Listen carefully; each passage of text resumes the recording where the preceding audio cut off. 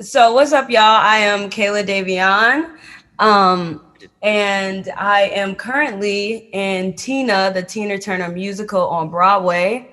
I play an Ikette, which if you don't know what an Ikette is, the Ikettes are basically, they were like the background singers and dancers of Tina Turner during her time.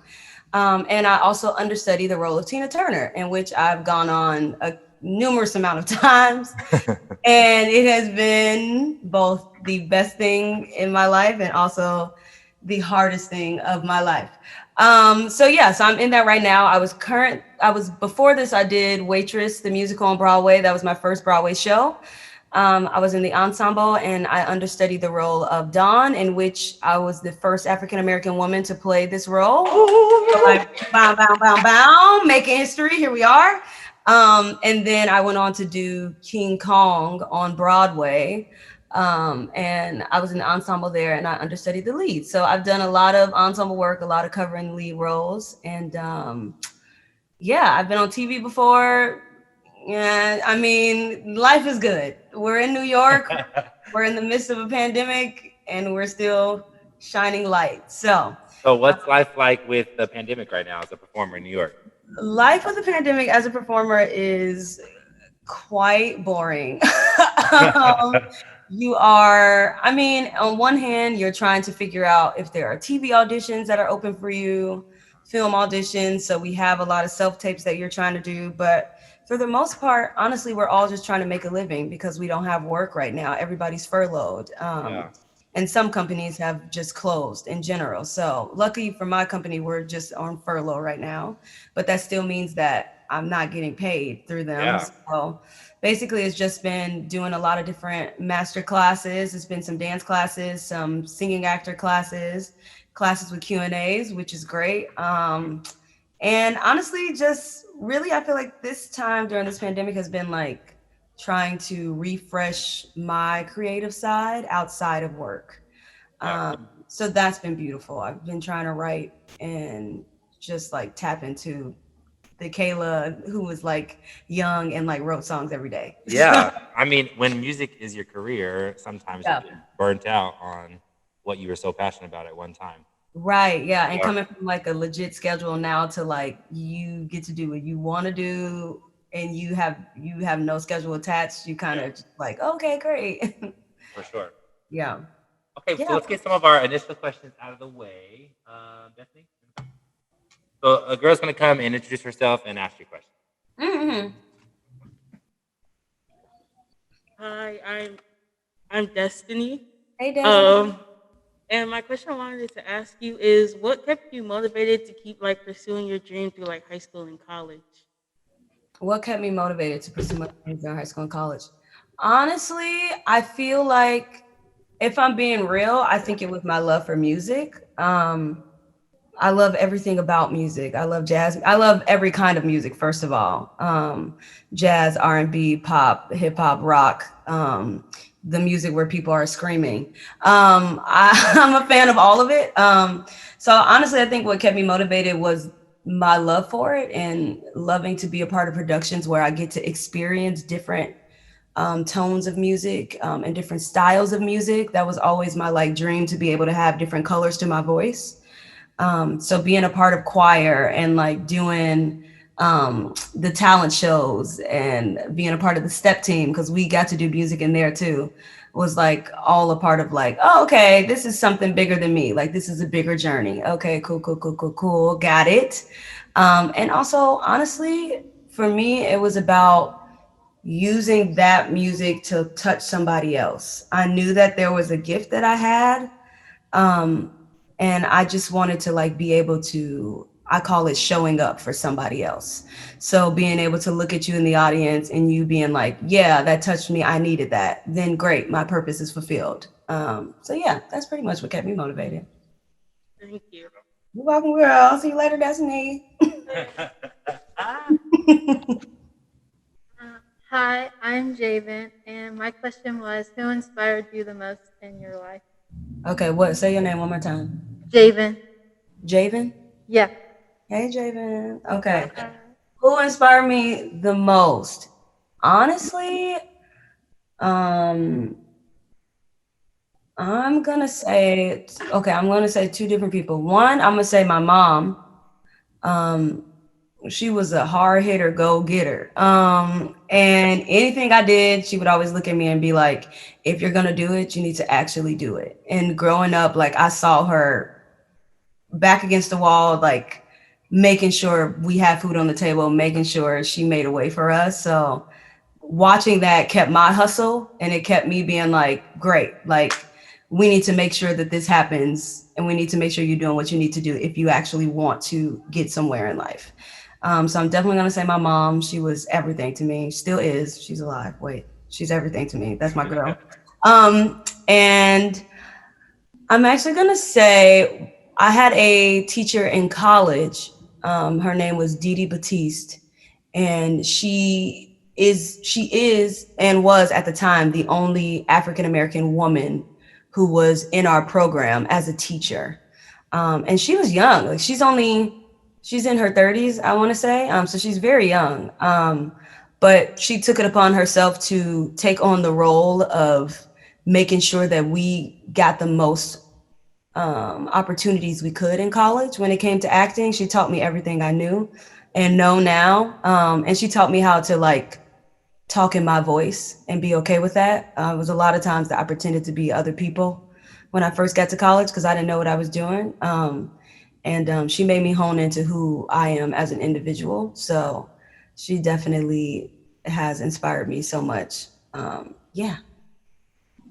Hello, my Hi. name is Michaela. My question is, what is one piece of advice that has helped you through all of high school and your career, and how has it changed your point of view on the world? Whoa, that's deep. Right, Michaela. Um, a piece of advice. I don't know if there's just one. I feel like my piece of advice that got me through that I would give to other people is to, first of all, like acknowledge what your dream is, and to know that you are capable enough to actually make that happen. Like, I think that we are, especially as artists, we look a lot for validation of others to say that we are good. And that's just simply not true. You don't need the validation of everybody around you. I think that if you are honed in on what your dream is, and you understand that it's a divine purpose for you, and you know that you're capable enough of doing that, then that's all that matters. Because then as you move along in this journey, touching one person, moving on to just regional theater, these things will be big successes in your heart, and you won't have to look for accolades to say that you've reached that success. It'll be like a heart thing. It'll be like it feeds your soul. So I would say the piece of advice would just be know what your dreams are, know that you're capable enough of doing them, and then actually put in the work to make sure that that happens, which means on your off days, putting in that work. Like if you want it to come true, you have to put in that work to do that. Um, yeah. And be open to learning. That's like the biggest thing I would say. I think in terms of shaping my view, um, it made me who I am today. I got into theater my senior year of high school. So if it wasn't for me understanding that, like, if I didn't believe in myself enough, I wouldn't be able to be right here right now. There are so many people who started when they were babies, and so I got a late start. So I had no choice but to believe in myself. I had no choice but to say, "You're gonna do this. We're gonna learn," and that also meant understanding that I wasn't going to be the smartest person in the class all the time. It meant that I wasn't always going to be the most experienced, but it did mean that I was going to be open to learning from people around me, from the teachers around me, taking in everything that I can with this belief that I'm going to be able to succeed, and moving from there. And that's literally how I ended up in New York, truly. Yeah. So, yeah. Thank you. You're welcome, Kayla. I'll see you later. So I'm asking some follow-up questions. In moving to New York as close as you were to graduation, I mean, I remember when you graduated, girl, it was like you started Waitress right away. Yeah. What was kind of like your biggest fear and or apprehension in making such a big move? So I'm from Chicago, so the city of New York feels a lot like the city of Chicago, but my biggest fear was more so, again, in terms of my experience and being so young. I knew that once I got to Broadway, everybody would be way older than me, and I would be the youngest person in the building. So I knew that I had that much more to prove, to make sure that people understood that I didn't come to play, but that I came to like actually like live out this dream and do the work. And so, yeah, that really was like my biggest fear. It came into like, I don't want anybody to like feel like I'm not capable of doing this because I've worked hard for this. Yeah. Yeah. And in coming from, like you just mentioned, from the South Side of Chicago, you Mhm. feel like, do you feel a sense of pride representing that side of town? Can you elaborate a bit on kind of like, what you stand for in the Broadway scene, not only, the market you're making. Uh, yeah. Again, like coming from the South Side of Chicago, I mean, my parents did a really great job at trying to make sure like they bought a house when we were younger, like, and tried to make sure that we went to like the best school. However, going to like a great school, people thought that you had money, and we didn't. Like, it was hard. Like, there were a lot of struggles that we experienced growing up. But I will say, like, for me, that meant there was a certain drive that you had to have.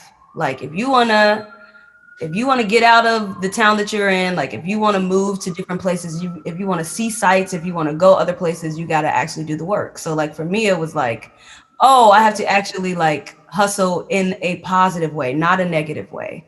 I think there are two different kinds. I don't think that you have to be, I think that life gives you a lot of different obstacles. It's your choice what you choose to decide, how to move forward. And for me, I was like, yeah, I'm trying to go to college. Like, I'm trying to get an education. I'm trying to be the first person in my family to graduate from college. Um, so I had a set goal. So being from the South Side of Chicago, I just feel like it was you can't move if you don't have ambition. And I was determined not to stay there, even though I love Chicago. Yeah, for sure. But yeah, I was like, we gotta move. We gotta make this happen for my family. We gotta make this happen for my school, for the people who didn't necessarily get to make it out. Did you ever have a plan B along the way? Yeah, I didn't plan on going to college for theater. I planned on going to college for psychology. That was my major one goal. I said I was going to be one of them therapists that sat in the chair and was like, girl, let me tell you about actually what you're doing wrong. I'm not about to tell you how do you feel. I'm about to say, this is actually what you need to do for your life. So that was going to be me. So what was the show senior year that did it? I did this show called Memphis. We did an all-state theater program. So if y'all don't know what all-state theater program is, it basically is like you're getting students from all around the state to put on a production of a show. And there's this big theater festival you go to. I had never been to it, never been a part of it. It was my first time ever. And they knew that I could sing, so they asked me to audition. So I ended up being in the show. I understudied the girl, and I was in the ensemble. But it was a light bulb moment. I had never experienced performing on that kind of level, and with like building an ensemble. The fact that you could build this show together, I had never experienced. So knowing that, I was like, oh wow, like this is how you touch people. This is how you reach people. Like we touching each other here. Like this is great. Like I was like, oh, Memphis is it. This is the thing. And it was the first time I ever saw a African-American girl play a lead role. So I was like, wow, this is opportunities. I didn't know. Yeah. Hi, my name is Morgan, and I was wondering, as a black girl on Broadway, and as not only being a black girl, a darker skinned black girl, how do you think that do you feel like you're inspiring other people who look like you that they do have a place on that stage? Oh my gosh, yes. The amount of messages I've gotten, especially when I did King Kong too, because that was a fiction story of a white woman playing this role. And so to have the lead be Black And then to have me, and we had an understudy who was also white. So like we got the best of both worlds in there. But like to have like a Black woman be able to play this role and going in for that role, there were so many people that were just like, you are defying the odds. Like, and I feel like as a like darker skin tone, we don't see ourselves that we didn't see ourselves super often, and not on TV either. You don't see your color. So I think that being in there, I got so many messages on Instagram about how young girls were inspired, and I was like, yeah, this is it. Like this is what we're supposed to do. Like you need to know that you're beautiful in that skin and that you can do whatever you want to, and you don't need to pretend to be anybody else to get it.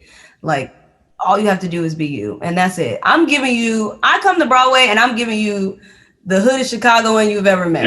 Yeah. Like that, like seriously, like that. I'm rolling up in there. This is when I introduce myself in a room. This I literally say, "What's up, y'all? I'm Kayla Davion, Chi-Town. What's good?" Like that's me, and I'm not changing that. But that's the reason that I get into the rooms. The people they remember that. The directors are like, "Yeah, she came in being herself. She didn't pretend to try and be somebody else." And I'm like, "Thank you so much. I appreciate that you appreciate my realness. This lets me know that I belong here, and that I don't need to be anybody else to get that." So yeah. Thank you. You're welcome. Bye, Morgan. So I know we ended up at Ball State, girl. Chirp chirp. Chirp, But chirp. were there other schools on your list? And kind of what was your audition process like in getting into schools for the girls who are maybe interested in, Oh goodness. Okay. I'm gonna just be real upfront with y'all. I so like I said, I didn't know anything about theater until my senior year of high school. So that's very late in the game to be trying to like change what you're trying to do in terms of college. So I, being the girl who had no clue about anything, I was like, I'm about to Google the top 10 colleges for musical theater. Here we go. Yes, period. I was like, period. That's what I'm about to do. I'm about to Google it, period. So I Googled, and of course, everything in New York came in the book. Like it was all NYC, like everything, and like literally New York University. I can't even think about any other schools, but it was all these New York schools that came up, and I was like, great. I didn't even see CCM on the list, which is interesting, which is the Cincinnati Conservatory. But anyways, maybe I wasn't really looking, but I saw these New York things. I had applied like to Columbia in Chicago through this through this app that you could apply for multiple different colleges. Common app. So I didn't audition or anything for that. So while I'm doing this, maybe like a couple days later or like a couple weeks later or something, Ball State's packet came in the mail. And I looked down at the packet, and you know that feeling you get when you're like, this is right, you know, like it's your gut feeling. Literally something was like, this is where you're supposed to be. And I kid you not, I literally was like, okay, I'm going to Ball State.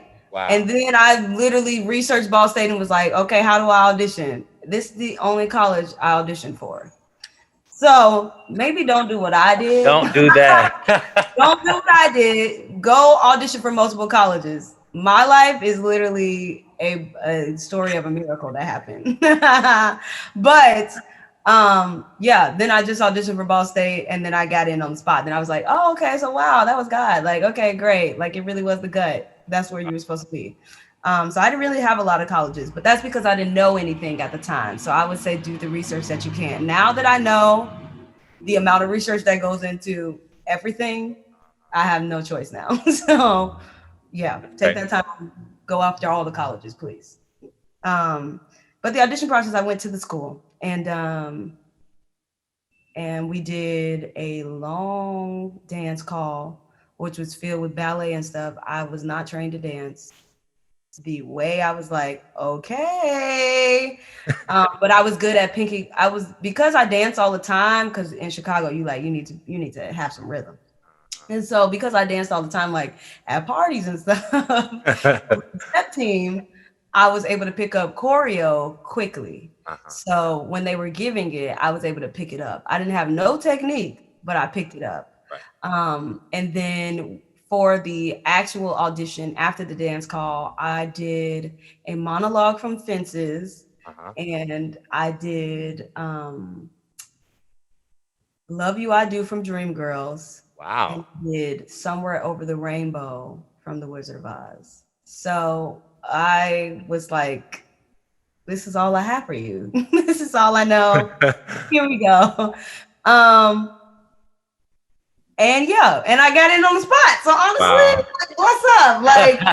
Like they saw something in me, and I was very thankful for that. They Yeah. saw something in me. They were like, we can work with her. Here we go. Um, yeah. So Are those songs still in your audition book, girl? no, Okay, I just wondered. they're not in my audition book at all. Random question. Well, maybe Um, I'll add them back in. That was good yeah, times. girl, they got you in the ball stage. Shoot, they don't let Right. everybody in. That was some good times. So maybe. I talk a lot about Ball State. So anything that you want to attest to about how great the university is to try and persuade some of these girls to head that way?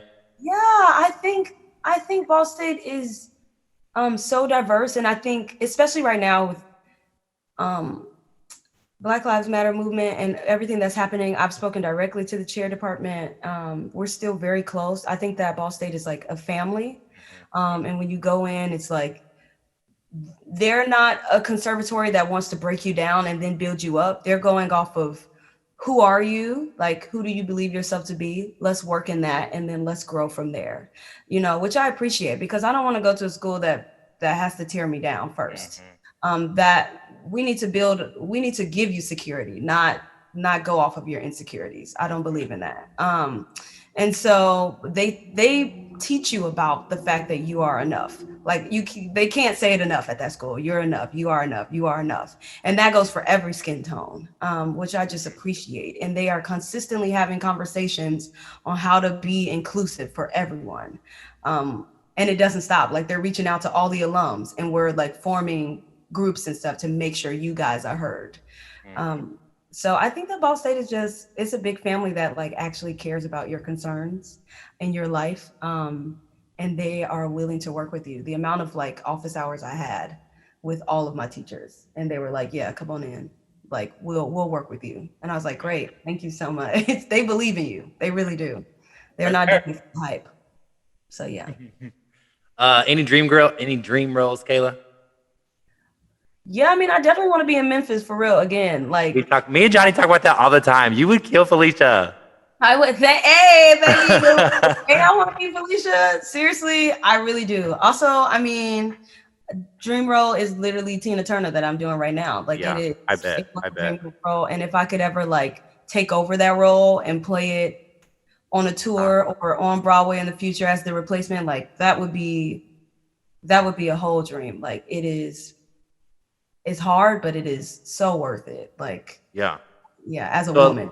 Along those same lines, you're like kicking butt right away in the beginning of your career as a performer. Where do you want to see yourself, or what's like the end goal? We're old, we can't really perform anymore. What do you want to do? Honestly, like, I mean, the end goal. Obviously, the end goal at some point is to be a lead on Broadway or to have a lead in like some kind of TV show. But really, my end goal is trying to do like a nonprofit organization or something of the sorts where I get to teach classes for the youth. I love hanging out with people younger than me and like having conversations. I feel like a lot of the times our parents don't know that much. Like, they're like trying to reach out to people and they really don't know about the business. Like they're like, great job. Yeah, like, I don't exactly. really know, but you're doing great. So I feel like you just need like mentors and people to be there for you. And I just really believe in showing up for people. So I just want to be able to do that. I love that. Yeah. I love that. Give back like someone gave to you, girl. Yeah. Yeah. That's why I teach. I love it. Darian, take us home. All right, I got one more. Hi. Hey. Okay, so I just want to know, so like, what's your, sorry, my name is Darian. So I just want to know, like, what is your daily routine? Because, like, I know when I wake up, like, the first thing I do is, like, I hum something. Like, I'm always singing constantly. I listen to music all day.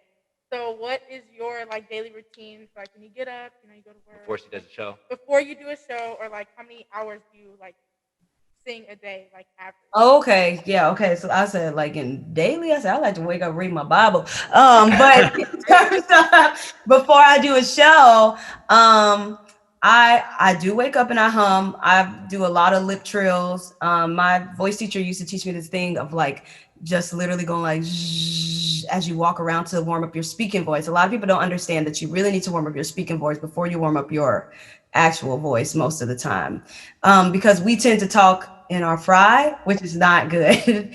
And once you're warming up your speaking voice, you don't have to warm up your singing voice as much. And you actually shouldn't warm up like 4 hours at a time because then you tire out your voice before you actually get to use it. So in terms of vocal warm-ups, I do if I'm about to go do a show, I'm doing the speaking trills, lip trills, massaging my neck and my throat, everything that's wrapped around the vocal cords. And then I usually do some kind of like physical activity to warm up my entire body. So that warms up my voice even more before I start to actually sing. And then that way, when I actually warm up my singing voice, I'm only warming up for about 20 to 30 minutes max. And then I'm set to go because everything else is pretty warm. And then you A to the O to the K. And I like to do some good old soprano warm-ups, some good old belting warm-ups, and then you got to get in that basement because that basement is how you get to the top. Yeah, that's pretty much it for me, but I definitely do physical warm-ups a lot. Before Tina, I go to the gym, which is stressful because Tina is too hard, but you have to go to the gym. You have to. In order like to sustain your muscles and stuff, like you have to work out. Have you had to do Tina twice in a day yet? Yeah. I'm the only person who's done it besides Girl! London. And I would tell you this, I will never do it again. Adrian sent me flowers, like our company manager sent me a card to go get a massage. Like that's how I will never do it again. That show is insane, girl. Insane. You do not, you're belting 56 songs in a row if you do 2 shows a day. I will never do it again. And I'm talking about like gospel pro. So do you ever like do like literal vocal rest? Yeah. Oh, when I say, especially in that role, you pretty much can't talk and stuff after. Like, it's very hard to go up the stairs after the show. And then to top that off, like our girl has a driver because, I mean, and she has gotten carried up the stairs multiple times. Like it is strenuous on your body, and your body affects your voice. That's the thing. And so like when you're using your voice so much, you feel like, okay, I'll just be quiet and it'll be fine. But you actually need to be like legit laying down, resting somewhere. When you're resting your entire body, that helps your voice even more. So I had to call out that show a couple times because I needed a break, girl. I needed a good old break. And that's another thing. You can't be superheroes all the time. You get to Broadway and you feel like you need to be like, I'll never call out of a show, but that is not healthy. If you need to call out, call out. And they will say that. Do not, if that ain't gonna be your last show, if you don't want it to be your last, and if you don't want that to be the last thing that you do in your life, you need to be resting. You need to take care of yourself. That's how that goes. Hello, my name is Ashley Kofi. Hey, Ashley. And the question I want to ask you is, what is your biggest piece of advice you can give about striving for your dreams? Yeah. Biggest piece of advice for striving for your dream. And for all my people who are in the last class, it's gonna be about the same thing. So you might hear the same word. There's not a whole lot of them. You're okay, girl. Take this with you. Yes. I keep saying, in terms of biggest advice in terms of striving for your dream is you have to actually know what your dream is. You need to make sure you are clear on what it is that you believe your purpose to be, and make sure that it has an actual purpose to it. If your dream is to just get accolades, I would reconsider, because it has to be something that actually feeds your heart and your soul, in order for you to keep going. You know, you do things because they make you happy, because it's your passion. You want to pick something that is actually gonna like feed you for the rest of your days. But in terms of striving for it, honestly, like I feel like you have to be a sponge. You need to be willing to learn, and willing to take a note in any field. You could be working in hydraulics and somebody will give you notes on that. You need to be willing to be like, okay, I hear you. I hear what you're saying. Let me take a step back. Let me get out of my ego, my pride, and actually listen to you so that I can take what it is that I need to take with me to grow. It really is all about growing. You don't want to stay stagnant in your life. And the best way to do that is to be a sponge. And it's not just from learning from the higher ups, it's about learning from everyone that's around you, even if there are people that you don't necessarily like. I would say still look into their craft and the things that they're doing because something is working. And so, yeah, just be a sponge, know what your dream is, and know that you are capable enough of actually doing that. You have to believe in yourself before anybody else does. Because you can't only wait for validation. You have to validate yourself and affirm yourself in these moments because they get hard. And in these moments that you're affirming yourself, you'll actually be willing to be open to receiving this information as well. But yeah, that's about the best advice I can give you, girl. Thank you. You're welcome, Ashley. See you later, girl. Me? Oh, hi. You remember me? Yay! And I gotta read it because I don't want to mess anything up. Okay, so can I do two? Okay, so mine consists of two. My first one is, what does your life consist of when you have a break from your show or any show that you're like that you're in? If like it ends or it has like a break in it, like a week or 2 weeks, what do you do in that time? Yeah. Um, I love to sleep. That's about my favorite thing that I really do like to do, quite honestly. I am a sleeper. Like I'm the person you drive the car, I'm out. So quite honestly, that's my gig. Why is my phone ringing? It's spam callers. Don't look at them. Anyways, but I love to sleep. I also love to go on walks in nature. I feel like it rejuvenates my soul. So anytime that I could be around water or like trees or something of the sort, where it's like a big landscape, I like to do that. And if there's a big break, usually like if I'm going in between shows, I'll go home for a while just because I have nieces and nephews, and you don't get to see them as often when you're busy doing living in New York and doing Broadway and stuff. Those are the sacrifices you make. So any chance that I can go home, I usually take that up. And yeah, and I try and write and stuff. That's pretty much it, honestly, for me. Okay, and how do you get into character before you go? Like, you get to a show or like you're about to perform, and then how do you get out of that character so you can like go home and be you? Yeah. I am very, I don't know if I can say that word. I'm very specific about um, preparing before shows. So I am the person who's always going over my lines or who's always going over a song that I know that like maybe wasn't the best last time I did it because the way my brain works is if I chill too much, I'll forget the line or the words. Quite honestly, I have done it before. So I like to make sure that I'm going. I have people who will read with me. Just like a few of the scenes that I know are hard, or a few of the songs, I like make sure they like make sure to see if I'm like saying the right words or whatnot. But that's pretty much all I really do in terms of getting into character. And I usually take a moment by myself away from people. I love to be around my cast and like get everybody pumped up. And then right before the curtain comes up, I'm like, great, I need like 2 minutes to myself. I also like to do push-ups, quite honestly, because they get me in the zone. So that's pretty much it for me, honestly. I Like Cynthia Erivo right here. Let me tell you. Thank yeah, you. you're welcome. Oh yeah, I don't know what I after the show I kind of just I don't know what I do after the show. I feel like I go home and go to sleep. I feel like I come out of that character, I'm trying to go to sleep. Like it'd be that exhausting to when the curtain comes down, I fall to the ground. What you say? Our president is here. Come on. Hey. Hi, I'm David, and my question is, What is life like working and performing in COVID? Ooh.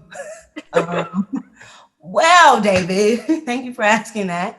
Um, Work and life in COVID is, on one hand, it's amazing because we get this new time of our lives where we get to rest. We actually get to rest. We don't have a set schedule. We're not up every single day doing like Good Morning America, Macy's Day Parade, all of these things, getting set for all of these things. So I get to actually like sleep in till 9, like, and get my life together, like, cool.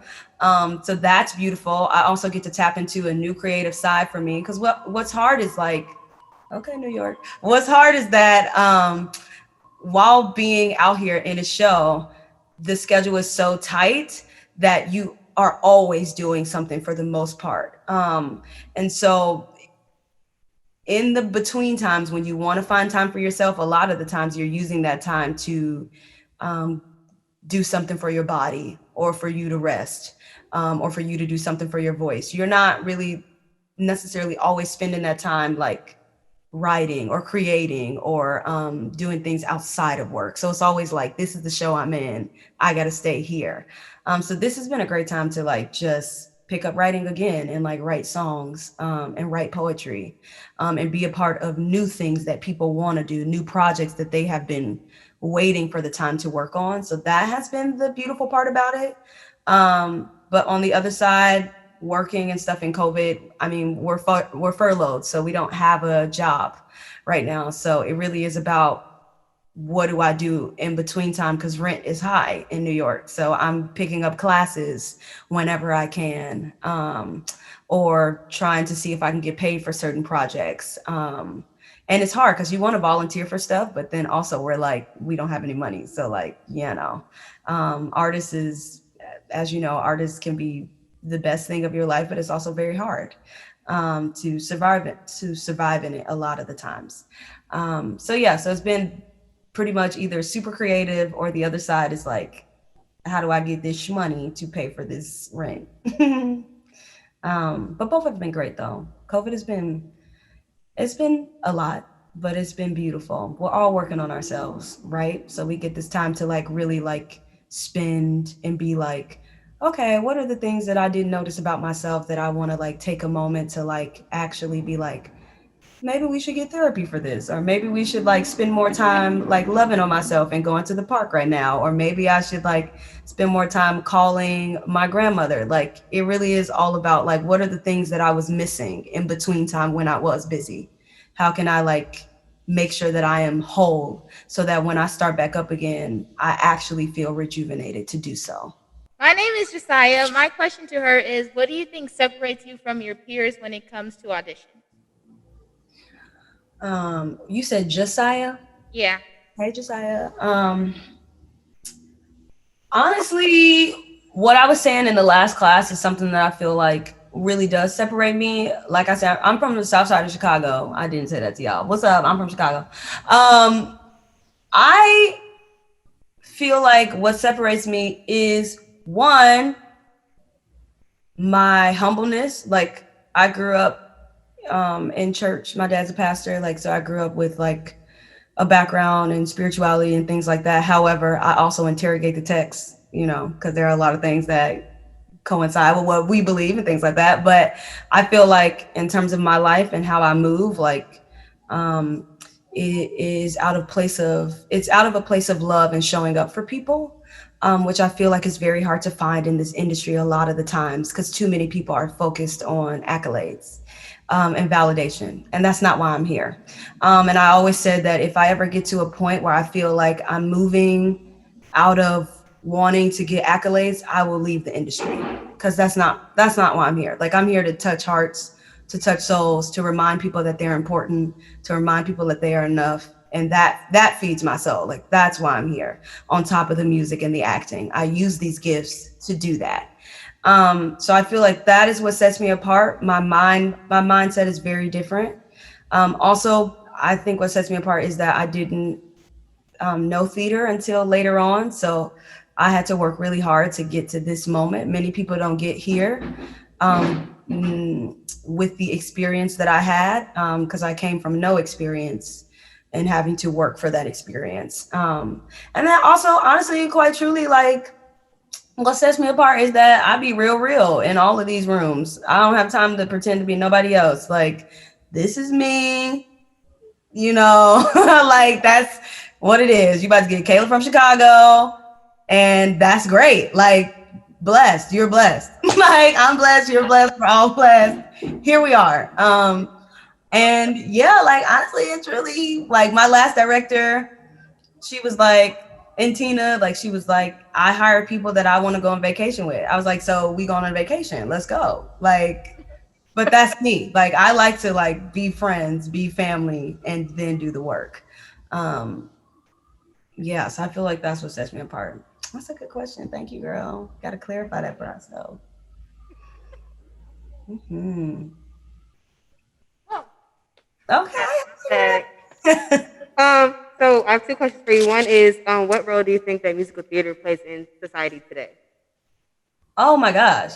It plays the role of life. I mean, musical theater is the truth. It really is. Like, I feel like people, there are a lot of shows out here. Like, there was a play called Slave Play. There are a lot of shows out here that ruffle feathers, not rumble, ruffle feathers, or kind of like have you sitting in your seat like, wow, is this really what's happening in society? And it's like, absolutely. Musical theater gives you the taste of like, this is the real world. These are the problems that we're dealing with. So what do you do now? You can either come to be like, wow, somebody sees me, or you come and you're like, wow, what do I need to change so that this doesn't keep happening? Yeah, I feel like that's the biggest thing. It is, musical theater literally is describing our life a lot of the times. It serves as escapism, where you can like take a break, or feel seen, or it serves as, this is what society is going through and we need to change some things. Yeah. And then my second question was, being where you've been and doing what you've done and accomplished, what would you tell yourself like before you started Memphis? I know like that was the show that like brought you into the world. What's one thing you would tell yourself now? Trust, I guess. Yeah, one thing I would tell myself now, back then, or back what? One thing I would have told myself is to trust in your work. Like, if somebody, again, knowing that you're enough, like trust that your work is enough. Like, and whoever is meant to see that will see that, but you don't have to prove that to anyone. And I definitely think in the beginning, I was trying to prove, especially when I didn't know how to speak in my voice, because I came from no experience. So it was like, what am I doing here? How do I get to that? So it was a lot of like pushing, of like trying to like, do you see me now? Do you see me now? And it wasn't until I saw myself that I was like, oh, cut that out and cut it out. You don't need that. You're great. Like, you're wonderful. And when I did that, is like when everything started like working into play. Yeah. Yeah. You. Girl, that one touched my heart. I gotta think about that. Hey.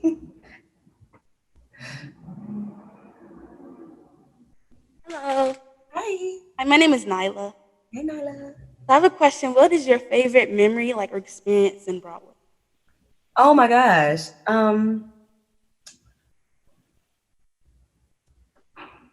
Two. One of my favorite memories was performing in Tina. It was supposed to be my debut, but I ended up actually debuting way before then. But it was the original date of what my debut for Tina was. And I had almost my entire family, like, my dad doesn't fly, like he hates flying. So he took a train out here. It was like 19-hour train ride. Like, I had the rest of like half of my family come. I had a lot of people from college that I graduated with, their parents who knew me. Like, I had my chair department. It was like, I think I sold over like 50 something tickets, of just like love being in the audience. And it was a moment that will live with me forever because I was like, wow, like they get to finally see like the work that I do, like the stuff that I've been working on, you know, because Broadway is expensive. It's not cheap to buy these tickets. So you always are like, you don't need to come right now. Everybody wait, like just wait on it. So to have everybody there at the same time too, I was just like blown away. And they brought everybody backstage and I was just like, wow, like these people, they have been supporting me from the jump. Like they love me and they finally get to like experience this love on a different level. So that was definitely like my biggest thing. I was like, wow. And then another moment was when my wig fell off during Tina. It was a great time. I was doing Proud Mary and I was hitting the step. I was hitting that dance real hard and I got good hand-eye coordination. So I saw something fly and I caught that thing and I pulled my head up and I said, that's my hair. That's my wig. And in that moment, I had to decide what you gonna do. So I had to keep performing. I went to that mic and was like, yes, and I cleaned a lot of plates and yes, you know, and the people lived. They had a great time. So it was a moment for life. My entire cast knows that I'm a goofball. It's very hard for me. I'm really learning how to not laugh on stage. It's very hard for me. When things are funny, I think they're really funny. And so everybody was laughing at me. But it was okay because they weren't laughing at me, they were laughing with me. It was great. My name is Donald. My question is, what was your scariest audition experience? You said your name was Donald? Yes. Hey Donald. Oh, honestly, I think it was Tina. I really think my scariest audition was Tina because I was in maybe my seventh audition for the show now, like seventh callback. It was callback after callback after callback. And I was like, I ain't never been to this many callbacks in my life. This is a lot. And like they would have us up at like 10 in the morning trying to scroll this Tina music, which if you heard the corner, that's asking for a lot. And the last callback, the final one, well, actually the one before that, we had a music session.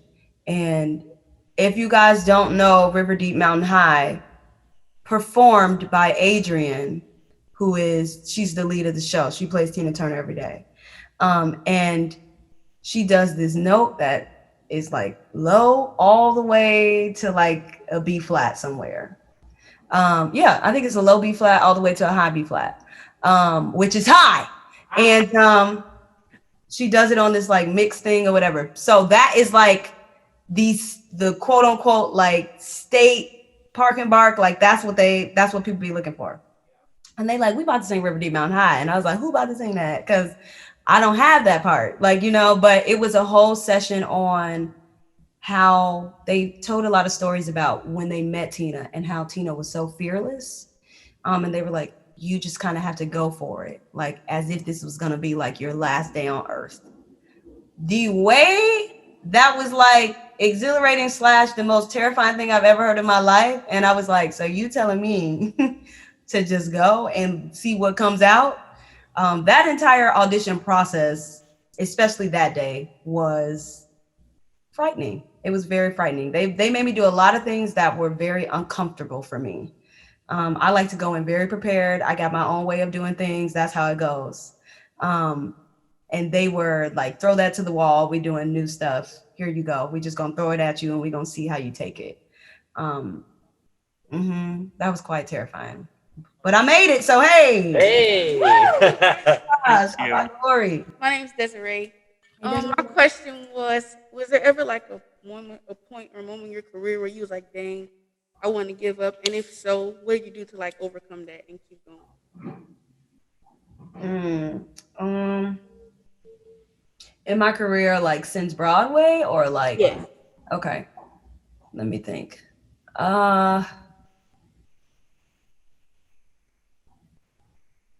Yeah, there have been a couple, there have been a couple times, but not because of my talent, because of the way that um, society and politics plays a part sometimes in Broadway, which is what we are working so rigorously right now on to make sure that when we come back to Broadway, that it's not the same.